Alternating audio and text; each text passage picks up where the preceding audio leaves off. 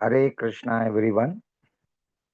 We are recording important verses from Srimad Bhagavatam. Today we will record the important verses from ninth canto. I will start from 9.4.18. Om Namo Bhagavate Vasudevaya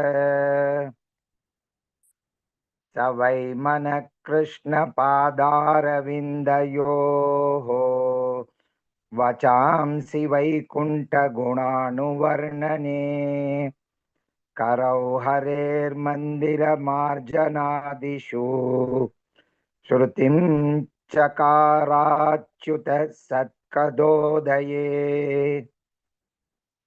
9.4.19 मुकुन्दलिङ्गाय दर्शने दृशौ तद्भृत्यगात्रस्पर्शेऽङ्गसङ्गमम्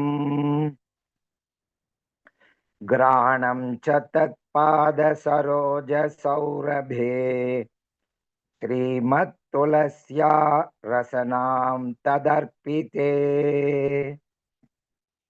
9.4.20 पादौ हरे क्षेत्रपदानुसर्पणे शिरो ऋषिकेश पदाभिवन्दने कामं च दास्येन तु कामकाम्यया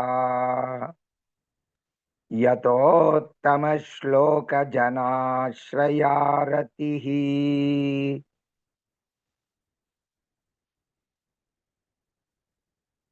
9.4.68 साधवो हृदयं मह्यं साधूनां हृदयं त्वहं मदन्यत्ते न जानन्ति नाहं तेभ्यो मनागपि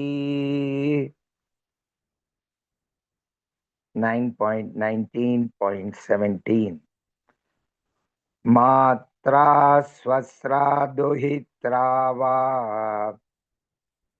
नाविविक्तासनो भवेत् बलवान् इन्द्रियग्रामः विद्वांसम् अपि कर्षति हरे कृष्णा कृष्ण कृष्ण हरे हरे हरे राम